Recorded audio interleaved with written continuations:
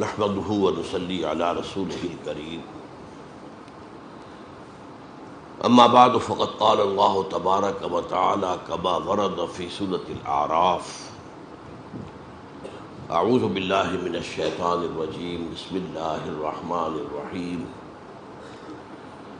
قالوا اوذينا من قبل ان تأتينا ومن بعد ما جئتنا قال عسى ربكم ان يهلك عدوكم ويستخلفكم في الارض فينظر كيف تعملون. فقال عز وجل كما ورد في سورة الأنفال يا أيها الذين آمنوا استجيبوا لله وللرسول إذا دعاكم لما يحييكم واعلموا أن الله يحول بين المرء وقلبه وأنه إليه تحشرون واتقوا فتنة لا تصيبن الذين ظلموا منكم خاصة واعلموا أن الله شديد العقاب. واذكروا إذ أنتم قليل مستضعفون في الأرض تخافون أن يتخطفكم الناس فآواكم وأيدكم بنصره ورزقكم من الطيبات لعلكم تشكرون. يا أيها الذين آمنوا لا تخونوا الله والرسول وتخونوا أماناتكم وأنتم تعلمون واعلموا أنما أموالكم وأولادكم فتنة وأن الله عنده أجر عظيم. وقال عز وجل كما ورد في سورة إبراهيم وإذ تأذن ربك لئن شكرتم لأزيدنكم ولئن كفرتم إن عذابي لشديد. وقال عز وجل كما ورد في سورة محمد صلى الله عليه وسلم إن تتولوا يستبدل قوما غيركم ثم لا يكونوا أمثالكم. صدق الله العظيم. رب اشرح لي صدري ويسر لي أمري واحلل عقدة من لساني يفقهوا قولي. اللهم ربنا ألهمنا رشدنا وأعذنا من شرور أنفسنا. اللهم أرنا الحق حقا وارزقنا اتباعه وأرنا الباطل باطلا وارزقنا اجتنابه. اللهم وفقنا نقيم نظام خلافة على منهاج النبوة في پاکستان اولا وفي كل العالم آخرا آمین یا رب العالمین. میں نے آج موضوع چنا ہے قرآن مجید کی تذکیر کے مضامین میں سے پاکستان کا ذکر قرآن میں. یہ بات بہت سے لوگوں کو عجیب لگے گی. پاکستان کا ذکر قرآن میں آج سے 1400 برس پہلے. اس کے ضمن میں پہلے تو آیت سن لیجئے، آیت نمبر 10 ہے یہ سورہ انبیاء کی. لقد انزلنا الیکم کتابا فیہ ذکرکم افلا تعقلون. دیکھو ہم نے تمہاری طرف ایک کتاب نازل کر دی ہے جس میں تمہارا ذکر ہے تاکہ تم عقل سے کام کرو. اب یہاں اس آیت میں ذکر کے دونوں معنی ہو سکتے ہیں. ذکر ہمارے حالات کا بیان یا ذکر نصیحت، تمہارے حصے کی نصیحت. لیکن ایک عظیم حدیث میں آ کر بات جو ہے وہ طے ہو جاتی ہے. طویل حدیث ہے. عظمت قرآن کے موضوع پر حضور کا کہ وہ حدیث بلکہ خطبہ کہنا چاہیے، اہم ترین ہے. راوی کون ہے؟ حضرت علی رضی اللہ تعالی عنہ. فرماتے ہیں کہ حضور نے فرمایا صلی اللہ علیہ وسلم انہا ستکون فتنۃ، ان قریب ایک بہت بڑا فتنہ رونما ہوگا. اس پر حضرت علی فرماتے ہیں میں نے عرض کیا مل مخرج منہا یا رسول اللہ، اے اللہ کے رسول اس سے نکلنے کا راستہ کون سا ہوگا؟ بہت غور طلب بات ہے یہ. میں اس کی طرف اشارہ کیے بغیر گزر نہیں سکتا آگے. دیکھیے ہم ہوتے تو پوچھتے یہ فتنہ کب آئے گا، کیوں آئے گا، کدھر سے آئے گا، کیسے آئے گا، کیا شکل ہوگی اس کی، یہ سوالات پوچھتے نا. لیکن یہ تمام چیزیں معلوماتی ہیں، ان کا عملی کو فائدہ نہیں۔ ان ساری باتوں کا جواب مل جائے تبھی معلومات میں اضافہ ہوگا۔ عمل کیا ہے، اس سے بچاؤ کا راستہ کون سا ہوگا، یہ ہے سوال۔ یہ ہے فرق صحابہ کرام میں اور ہمارے مابین۔ حضرت علی نے پوچھا، یہ نہیں کہا یہ کب آئے گا، کیوں آئے گا، کدھر سے آئے گا، کیسے آئے گا، کیا صورت ہوگی، بل بخرج منہا یا رسول اللہ۔ اس پر آپ کا جواب ہے، بہت طویل حدیث ہے یہ، میں صرف ابتدائی چند جملے اور آخری چند جملے سناؤں گا۔ کتاب اللہ، فتنوں سے بچاؤ کا راستہ اللہ کی کتاب ہے۔ فیہ ذکر ما بعدکم وخبر ما قبلکم وحکم ما بینکم، اس میں تم سے پہلوں کا بھی ذکر ہے، تمہارے بعد کے حالات بھی ہیں، یہ آگے نہیں آگے بعد کے حالات بھی، اور تمہارے مابین جو بھی کوئی اختلافات کبھی ہوں گے ان کا حکم اور ان کا حل موجود ہے۔ پھر طویل حدیث ہے، بڑے پیارے پیارے جملے ہیں۔ لا تنقضی عجائبہ ولا یخلق عن کثرت الرد، لیکن میں آخری جملے سنا رہا ہوں صرف۔ من قال بہ صدقہ، جو شخص اس قرآن کی بنیاد میں کوئی بات کہے گا وہ سچ کہا اس نے۔ ومن حکم بہ عدل، اور جو اس قرآن کے ذریعے فیصلہ کرے گا اس نے عدل کیا۔ ومن عمل بہ اجر، اور جس نے اس پر عمل کیا اس کو اجر مل کر رہے گا۔ اور آخری ٹکڑا اہم ترین ہے، میرے لیے بہت بڑی بشارت ہے، بہت بڑی بشارت ہے، اور بھی جو میرے ساتھی اس تعلیم و تعلم قرآن میں لگ گئے ہیں ان کے لیے بڑی بشارت ہے۔ ومن دعا الیہ فقد ہدی الی صراط مستقیم، جو اس قرآن کی طرف بلائے گا لوگوں کو اس کی ہدایت ہو گئی سیدھے راستے کی طرف، یعنی کسی اور کی ہدایت ہو نہ ہو، کسی کو فائدہ ہو نہ ہو، ابو جہل کو فائدہ نہیں ہوا، ابو لہب کو فائدہ نہیں ہوا، اس سے کوئی حرف حضور پر تو نہیں آتا صلی اللہ علیہ وسلم۔ من دعا الیہ فقد ہدی، اب عربی زبان سے ذرا بھی واقفیت ہو چکی، اس کی ہدایت ہو چکی صراط مستقیم کی طرف۔ اللہم ربنا اجعلنا منہم۔ اب دیکھیے سورہ اعراف کی آیت نمبر 129 ہے۔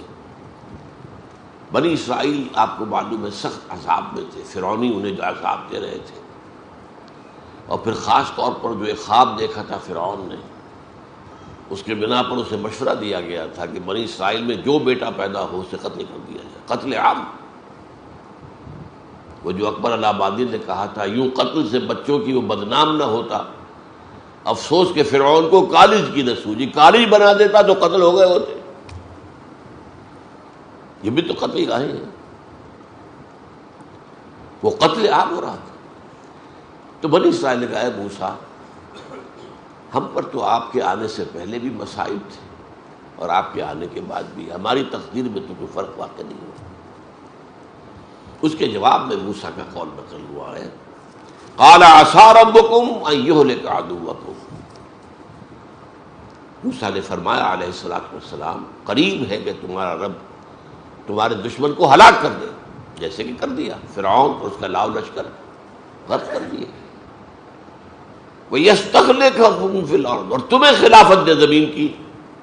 آئی نا بعد میں خلافت ابو داؤد، حضرت داؤد کی، سلیمان کی، طالوت کی، ساری خلافتیں کس کی تھی؟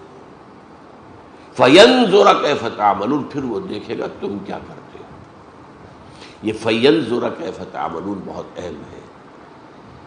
ہمیں بھی اللہ نے ہندو کے غلبے سے بچایا، ہمیں ایک آزاد ملک دیا،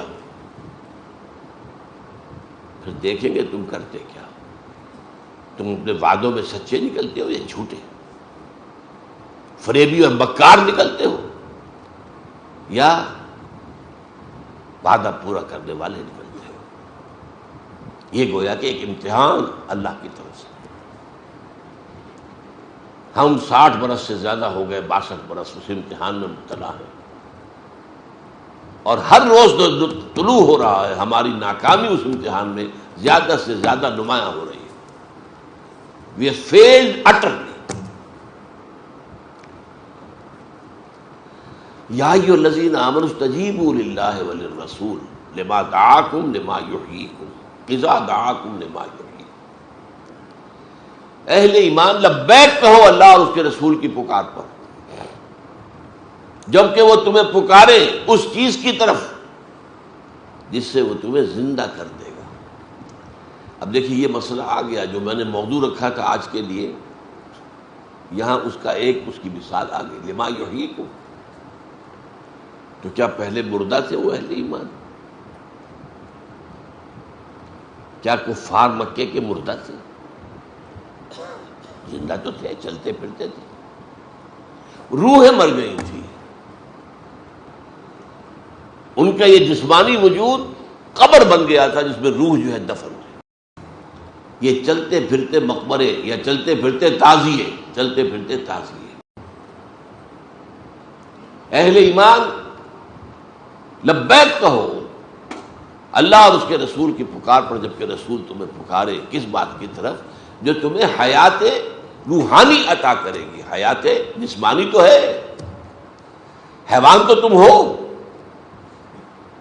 لہم قلوب لا یفقہون بہا ولہم اعین لا یبصرون بہا ولہم آذان لا یسمعون بہا اولئک کالانعام بل ہم اضل.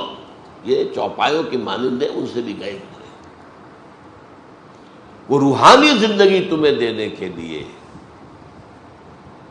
اللہ تعالیٰ نے یہ کتاب اتاری ہے, تمہارے لیے جہاد کا راستہ کھولا ہے, تمہیں اپنی خدمت کا موقع دیا ہے. کیا کتنا پیارا شعر ہے فارسی کا, منت منے کہ خدمت سلطان ہمیں کنی. دیکھو کوئی احسان نہ دھرو کہ تم بادشاہ کی خدمت کر رہے ہو. منت منے کہ خدمت سلطان ہمیں کنی, منت شناس ازو کہ بخدمت بداشتت. اس کا احسان مانو کہ اس نے تمہیں اپنی خدمت پر مامور کر دیا ہے. تو جس سے اللہ اپنے دین کی خدمت پر مامور کر دے اس پر تو اللہ کا بہت بڑا احسان ہے, اس کا احسان مانے. تو اہل ایمان لبیک. اب یہ کس وقت آیات نازل ہو رہی ہیں؟ غزوہ بدر کے بعد. حضور کی دعوت اور تحریک جو ہے وہ قتال کے مرحلے میں آ چکی ہے, مشکل ترین مرحلہ. جان ہتھیلی پر رکھ کر میدان میں آنا آسان کام نہیں ہے. جو جنگ میں گیا ایک جگہ ایک طرح سے تو گویا کہ موت کے منہ میں گیا, بچ کے آ جانا جو ہے یہ تو گویا کہ ایک نئی زندگی ہے جو مل گئی.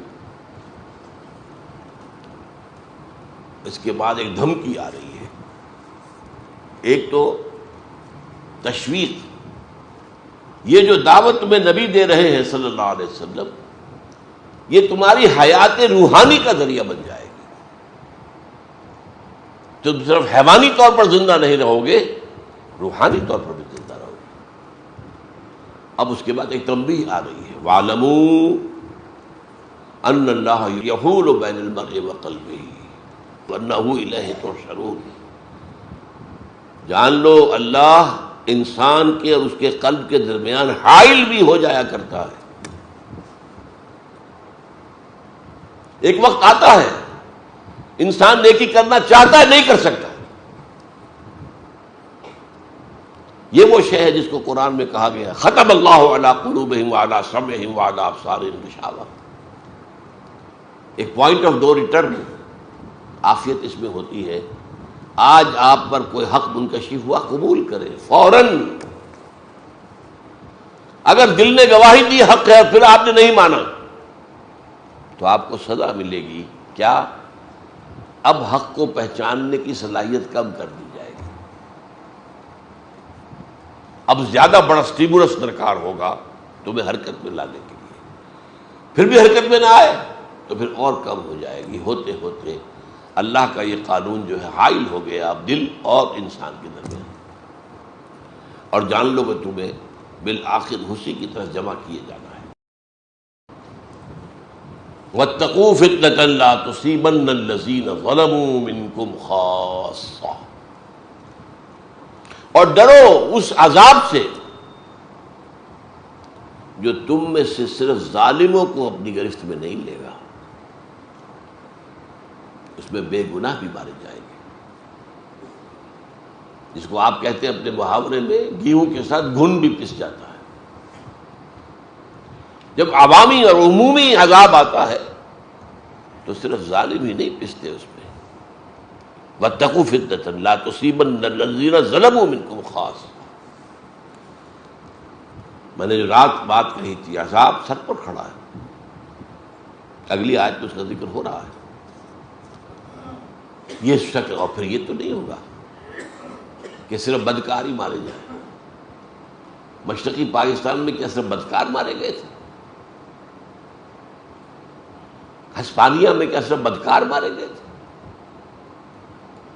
ایک ملک جس پر 800 برس حکومت کی مسلمانوں نے، اور پھر ایک بچہ بھی وہاں نہیں چھوڑا گیا زندہ، یا جلا دیے گئے، یا قتل کر دیے گئے، یا زبردستی عیسائی بنا لیے گئے، اور یا جہازوں میں بھر بھر کر اور افریقہ کے شمالی ساحل پر ڈمپ کر دیے گئے، جہاں نہ کچھ کھانے کو نہ پینے کو۔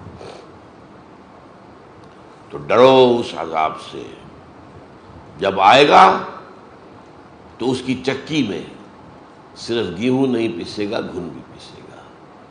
صرف ظالمین پر جو ہے ان پر وہ عذاب نہیں ہوگا، عام لوگوں پر بھی ہوگا۔ وَاعْلَمُوا أَنَّ اللَّهَ شَدِيدُ الْعِقَابِ، اور جان لو اللہ تعالیٰ عقاب میں، سزا میں بہت سخت ہے۔ شدید العقاب، یہ بھی وہ بات ہے کہ جو کئی مرتبہ میں نے بیان کی ہے۔ اللہ کی یہ دونوں شانیں ہیں، سامنے رہنی چاہیے۔ وہ غفار بھی ہے، ستار بھی ہے، وہ رحیم بھی ہے، وہ غفور بھی ہے، وہ رؤوف بھی ہے، لیکن شدید الانتقام، شدید العقاب، یہ بھی اس کی شانیں ہیں۔ اس کی شان رحیمی پر دھوکہ نہ کھا جانا۔ یا ایھا الانسان ما غرک بربک الکریم، کیا دھوکہ کھا لیا تم نے؟ اللہ تو بخشنے والا ہے، وہ بخشنے والا بھی ہے اور جہنم میں جھونکنے والا بھی وہی ہے۔ اب آئی وہ آیت جو میں نے رات میں پڑھی تھی، یہ ہے پاکستان کی تاریخ، تحریک پاکستان کی۔ وَاذْكُرُوا إِذْ أَنْتُمْ قَلِيلٌ، یاد کرو ذرا جب تم ہندوستان میں، اب یہ میں ایڈ کر رہا ہوں، اقلیت میں تھے۔ ہندو 4 گنا زیادہ تعلیم یافتہ، سرمایہ دار، انگریز کے قریب۔ انگریز نے حکومت چھینی تھی مسلمان سے، مسلمان کو وہ سمجھتا تھا اس میں بغاوت کے جراثیم ہے۔ ہندو کے لیے کیا تھا؟ چینج آف ماسٹرز، پہلے مسلمانوں کے غلام تھے، اب انگریزوں کے ہو گئے، ان کے لیے تو کوئی بڑی بات تھی۔ اس وقت جو خوف طاری تھا، وَاذْكُرُوا إِذْ أَنْتُمْ قَلِيلٌ مُسْتَضْعَفُونَ فِي الْأَرْضِ، زمین میں تمہیں دبا لیا گیا، ہندو غالب تھا۔ جو پروونسز جو تھے جہاں مسلمان اقلیت میں تھے، وہاں تو ہندو غالب تھا، میجورٹی میں بھی تھا۔ میجورٹی کے صوبے جو ہے مسلمانوں کے، وہاں کے زمینداروں کی زمینیں ہندوؤں کے پاس رہن تھی، اور اگر کوٹا سسٹم نہ ہوتا تو یہاں تو مسلمان کو تعلیم یافتہ ہوتا ہی نہ۔ میڈیکل کالج میں کوئی مسلمان داخل ہو سکتا تھا، انجینئرنگ کالج میں کوئی مسلمان داخل ہو سکتا تھا، وہ تو کوٹا بنا دیا گیا ہے، اتنے % سیٹیں ملیں گی چاہے نمبر کم ہو۔ وَاذْكُرُوا إِذْ أَنْتُمْ قَلِيلٌ مُسْتَضْعَفُونَ فِي الْأَرْضِ تَخَافُونَ أَن يَتَخَطَّفَكُمُ النَّاسُ، اب یہ تھا مستقبل کا خوف، تمہیں اندیشہ تھا کہ تمہیں لوگ اچک کر لے جائیں گے، ہندو چھا جائے گا، ہندو ایکسپلائٹ کرے گا، ہندو تمہارا مذہب تبدیل کرے گا، ہندو تمہاری زبان ختم کر دے گا، ہندو تمہارا کلچر ختم کر دے گا۔ اس کے عزائم نہایت خوفناک تھے، نہایت خوفناک تھے، نہایت خوفناک تھے۔ یہ 16 اپریل 1946 کو تقریر کی تھی محمد علی جناح المعروف بقائد اعظم، یہاں آپ کے حبیبیہ ہال جو اسلامیہ کالج کا ہال ہے، خواتین کے اجتماع میں۔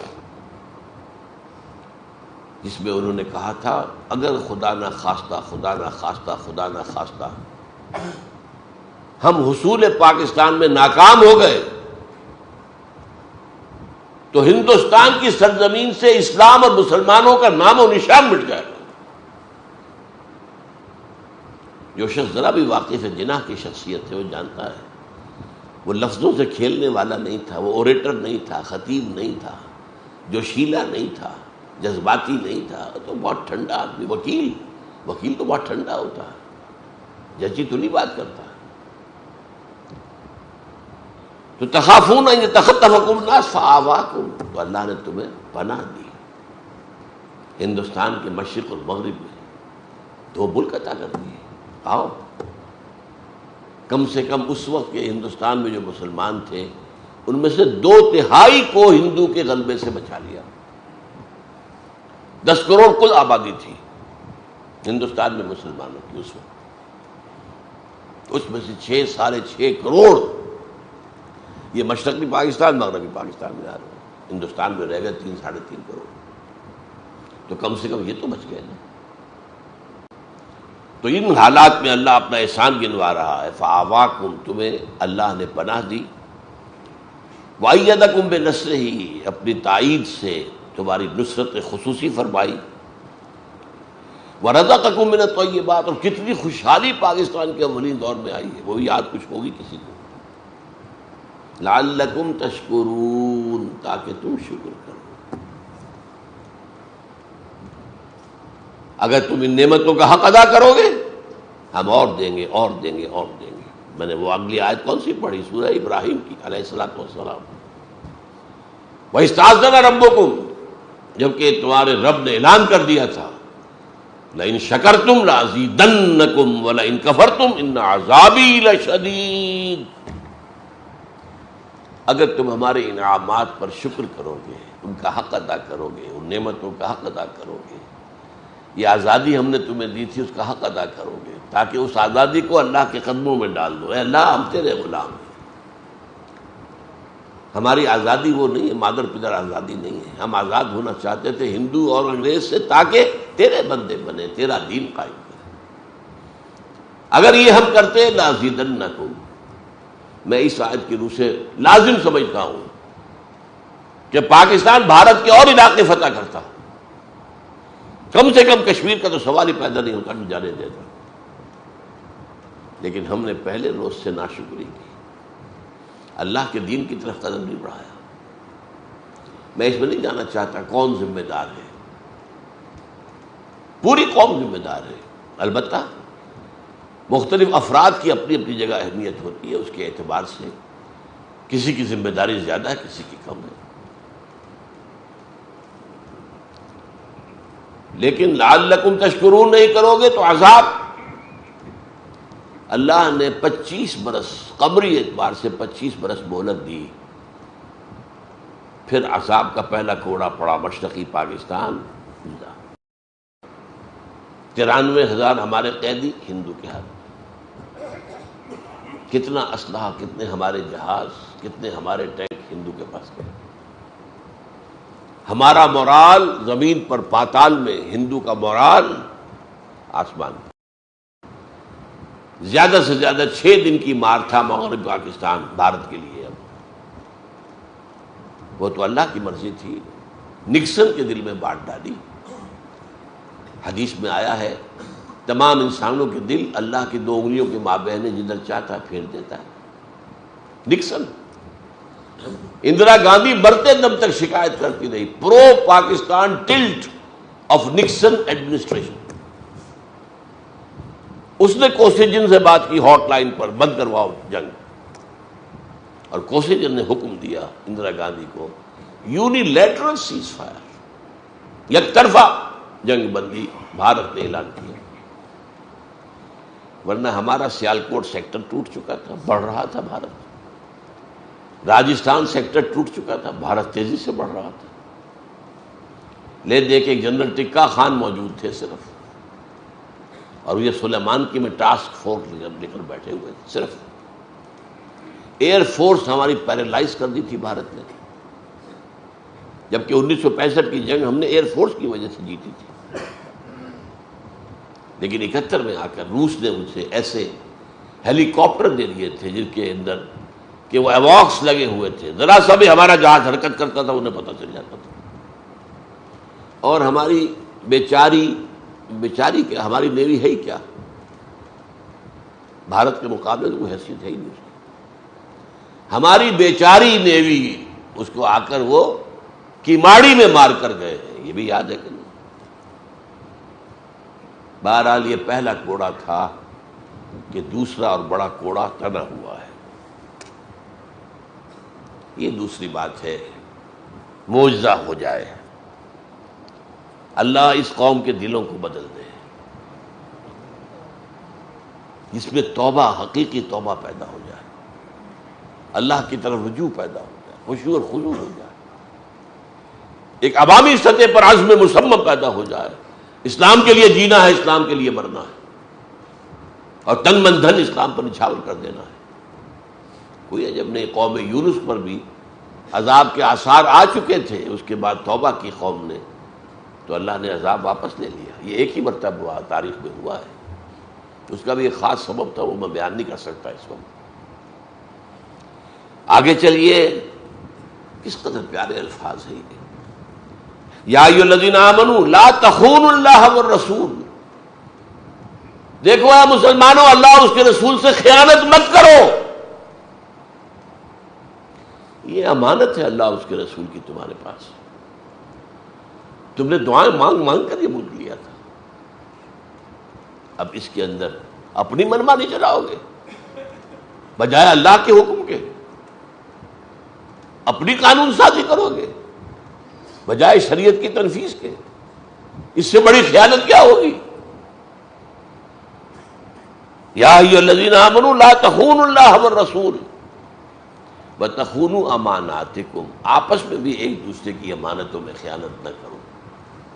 سب سے بڑی جو ہے امانت وہ یہ پاکستان ہے تمہارے پاس اللہ کا. وانتم تعلمون، جانتے بوجھتے ایسا نہ کرو. واعلموا انما اموالکم واولادکم فتنہ، اور جان لو تمہارے مال اور اولاد فتنہ ہے. یہ تمہیں دنیا ہی میں مگن رکھتے ہیں. کافر کی یہ پہچان کہ آفاق میں گم ہے، فکر معاش ہے، اولاد کی تعلیم بہتر سے بہتر ہو جائے.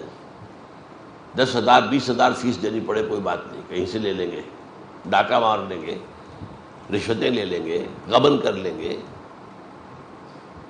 مال اور اولاد فتنہ ہے، یہی تمہیں روکے ہوئے ہیں، یہی تو تمہاری دامن تھامے ہوئے ہیں، اللہ کی راہ میں بڑھنے نہیں دیتے.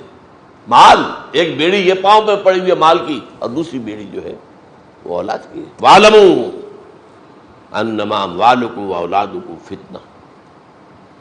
ان بیڑیوں سے اپنے آپ کو آزاد کراؤ، ہتھ کڑیوں سے اپنے آپ کو آزاد کراؤ. ٹھیک ہے، ان کا حق ایک حد تک، مناسب حد تک ادا کرو، انہی کے نہ ہو کر رہ جاؤ. وَاعْلَمُوا انما اموالکم واولادکم فتنہ واللہ عندہ اجر عظیم. اور دیکھ لو، اجر تو اللہ ہی کے پاس ہے. اولاد تمہیں کیا اجر دے دے گی؟ تم نے اپنے آپ کو کھپا دیا اولاد میں، پوری جسم و جان کی قوتیں پیسہ کمانے پر پیسہ لگا دیا اولاد پر، اور یا مکانوں پر اور بلڈنگوں پر. ان میں سے کون سی چیز ہے جو تمہیں کو بدلہ دے سکے گی؟ یہی اولاد جوان ہو کر سینہ تان کر کھڑی ہو جاتی ہے. نہیں جی، آپ تو دقیانوسی آدمی ہیں، آپ تو پرانے دور کے آدمی ہیں، میں آپ کی بات نہیں مان سکتا. اس وقت سینے پر سانپ لوٹتا ہے، یہ میرا بیٹا بول رہا، یہ وہ ہے جسے میں سمجھا تھا یہ میں ہی ہوں، یہ میرے وجود کا تسلسل ہے، اور یہ آج اس طرح کھڑے ہو کر سینہ تان کر اور مجھ سے بات کر رہا. باقی تو آپ کو معلوم ہے، والدین کو قتل بھی کر دیتے ہیں جائیداد کے لیے، کوئی جھگڑے کے لیے، کوئی اور ہو گیا. یہ سارا کچھ ہو رہا ہے کہ نہیں؟ اس کے بعد پھر میں نے وہ آیت پڑھی تھی سورہ ابراہیم کی، جو اس میں پہلے پڑھ چکا ہوں. اللہ کا قانون یہ ہے، وہ کسی پر نعمت دیتا ہے تو اگر اس کا حق ادا کرے تو اور دیتا ہے اور دیتا ہے اور دیتا ہے، اور اگر کفران نعمت کرے، کفران نعمت، تو میرا عذاب بھی شدید ہے۔ ایک شدید عذاب کا مزہ ہم چکھ چکے ہیں، لیکن وہ عذاب اکبر نہیں تھا، پاکستان ختم ہو جاتا، یہ بھی ہو سکتا تھا۔ میں نے تو ابھی آپ سے کہا، میں ڈنکے کی چوٹ کر رہا ہوں، سن 71 میں صرف 6 دن کی مار تھا Pakistan Bharat. It could have vanished from the map of the world right in 1971۔ یہ اللہ نے مزید مہلت دی ہے، مزید مہلت دی، مزید مہلت دی، اور مہلت کن کے ذریعے سے دلوائی ہے؟ ہمارا زور چلتا تھا نکسن پر، کوئی ہمارا زور چلتا تھا کوسیجن کے اوپر، اور اندرا گاندھی تو فاتح تھی، وہ ہماری بات سننے والی کہاں تھی؟ اس نے تو بڑے فخر سے کہا تھا ہم نے نظریہ پاکستان، دو قومی نظریے کو خلیج بنگال میں غرق کر دیا ہے۔ کہاں گیا تمہارا دو قومی نظریہ؟ کیوں علیحدہ ہو گیا مشرقی پاکستان اگر تم ایک قوم تھے؟ اور ہم نے اپنی 1000 سالہ غلامی کا بدلہ چکا لیا مسلمانوں سے۔ یہ اس کی فاتحانہ شان تھی اندرا گاندھی کی۔ تو اگر تم کفران نعمت کرو گے تو پھر میرا عذاب بھی بہت سخت ہے، پھر اس کے لیے تیار ہو۔ اور وہ عذاب کیا ہے؟ وَاتَّقُوا فِتْنَةً لَا تُصِيبَنَّ الَّذِينَ ظَلَمُوا مِنْكُمْ خَاصَّةً۔ وہ جب آئے گا، عوامی عذاب جب آتا ہے تو وہ پھر فرق نہیں کرتا۔ آخرت میں جو عذاب ہوگا وہ انڈیویجول بیسس پر ہوگا۔ آپ کا حساب کتاب یہ ہے، انڈیویجول، کلہم آتی ہے یوم القیامت فردا۔ وہاں قومی سطح کا حساب نہیں ہے، قومی سطح کا حساب یہاں ہوتا ہے، اور یہاں پر پوری قوم پکڑی جاتی ہے۔ جیسے کہ میں اسپانیہ کی مثال دے چکا، ان تتولوا یستبدل قوما غیرکم ثم لا یکونوا امثالکم۔ اے مسلمانوں، اگر تم پیٹھ دکھا دو گے، ہم نے تمہیں ایک بہت بڑا اونچا مقام دیا ہے، اجتباکم، تمہیں چن لیا ہے، تمہیں خیر امت بنایا ہے، کنتم خیر امت اخرجت للناس۔ اب اس کی اگر ذمہ داریوں کو ادا نہیں کرو گے، پیٹھ موڑ لو گے، تو تمہیں ہٹائیں گے، کسی اور قوم کو لے آئیں گے۔ ہمارا کام تو ہونا ہے، ہم محتاج نہیں ہیں تمہارے۔ اس پر میں نے آخری بات کہی تھی، یہ بھی ہو سکتا ہے کہ اللہ نے جو موقع ہمیں دیا تھا، اقبال کے 2 خوابوں میں سے ایک خواب، اللہ ہمیں اس میں سے نکال باہر کرے اور صرف افغانستان کے ذریعے سے وہ کام کرا دے۔ احادیث میں بھی ذکر ہے خراسان کا، اور ٹوائنبی کے حوالے سے میں ذکر کر چکا ہوں رات کی تقریب میں، کہ اس نے کہا تھا افغانستان وہ ملک ہے جس میں صحیح بنیادی اسلامی تہذیب موجود ہے، اور وہیں سے اسلامی تہذیب کی ریسرجنس ہوگی۔ اب دیکھیے یہ کلیش آف سیویلائزیشن، ہنٹنگٹن کی کتاب، کہ تہذیبوں کے تصادم میں یہ کہہ رہا ہے، اور یہ کب کا کہا؟ وہ 1930 میں ٹوائنبی نے کہا ہے، افغانستان میں بنیادی اسلامی تہذیب موجود ہے، اور یہیں سے عالمی سطح پر تہذیب اسلامی کا احیاء ہوگا۔ اور یہ بھی ہو سکتا ہے، یہ تلخ ترین بات ہے جو میں کہہ رہا ہوں،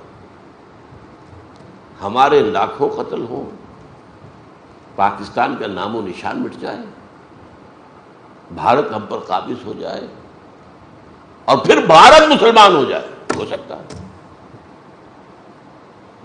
یہ ہوا ہے ایک مرتبہ، کوئی مانے گا؟ تاتاریوں کے ہاتھوں 95 لاکھ انسان، بلکہ میرے نزدیک تو کروڑوں کے اندر تعداد ہے، وہ قتل ہوئے تاتاریوں کے ہاتھ۔ یہ 12ویں اور 13ویں صدی عیسوی کے اندر، جبکہ خلافت بنو عباس کا خاتمہ ہوا ہے، اور 1258 میں فال آف بغداد آخری خلیفہ مستعصم باللہ کو محل سے نکالا تاتاریوں نے، ایک جانور کی کھال میں لپیٹا، سڑک پر ڈال دیا اور گھوڑے دوڑا دیے۔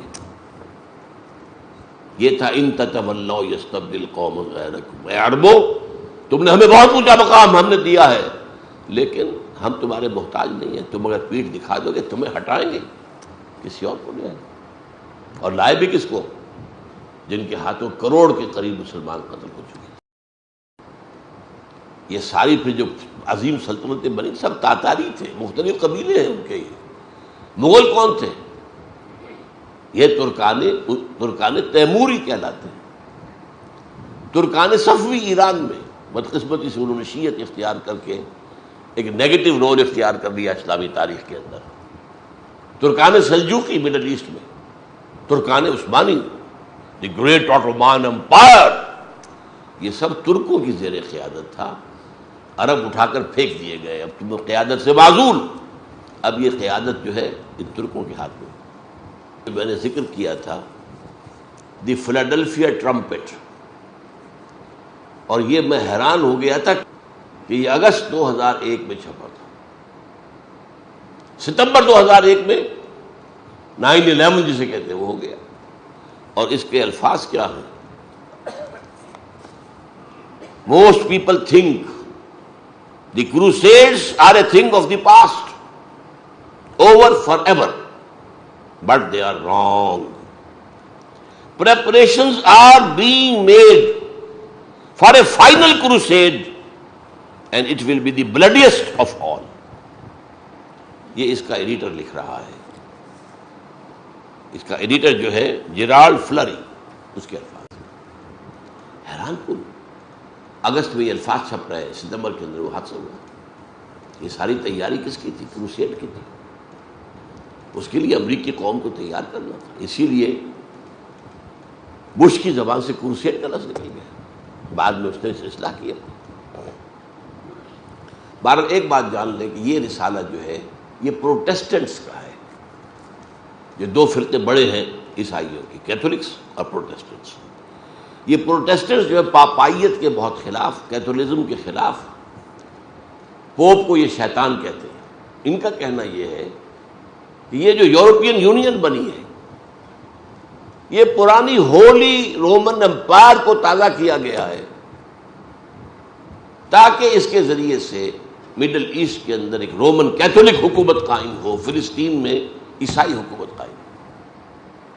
جیسے ایسٹ تیمور میں آپ کو معلوم ہے رومن کیتھولک حکومت قائم ہوئی، انڈونیشیا کا ایک جزیرہ تقسیم کرایا گیا اور رومن کیتھولک حکومت۔ تو یہ اس کے لیے کروسیڈ کی تیاریاں ہو رہی ہیں۔ یہ یونائٹڈ یورپ کیوں بنا ہے، اور یہ نیٹو اب بھی کیوں ایکٹیو ہے، کس لیے؟ تو ایک بات تو مجھے یہ عرض کرنی تھی آپ سے۔ دوسری بات جو میں نے عرض کی تھی کہ یہودیوں نے جن ریشہ دوانیوں کے ذریعے سے عالم عیسائیت کو فتح کیا، یہ تو آپ دعا کریں کہ میں اس کو تحریر میں لے آؤں، اور یہ مضمون جو ہے بہت انفارمیٹیو ہے، بہت ضروری ہے، اور خاص طور پر تفسیر قرآن کے بھی ایک مسئلے سے بحث کرتا ہے کہ دو آیات میں بظاہر ایک لطیف سا تضاد ہے، اس کو کیسے حل کریں۔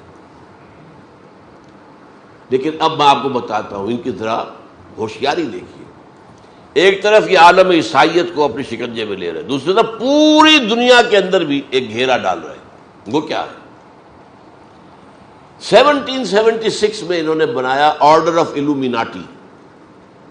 الومیناٹی روشن خیال لوگوں کا کی ایک انجمن،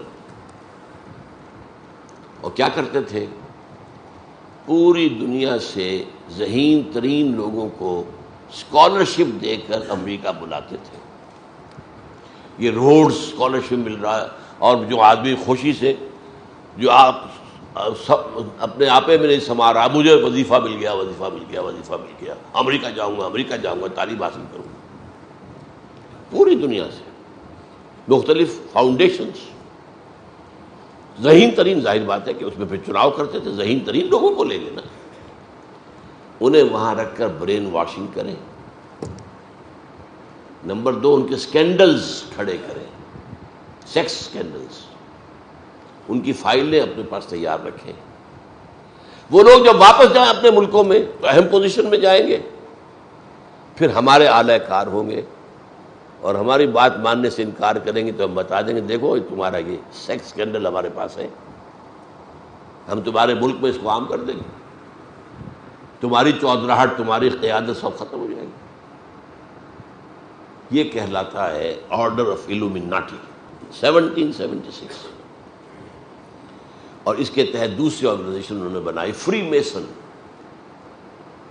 اس کے تحت بھی ذہین لوگوں کو، ایلیٹ طبقہ جو ہے وہ تمام ممالک میں انہیں فری میسن کے اندر لا کر، اور وہ یہودیت کے اعلی کار بنے۔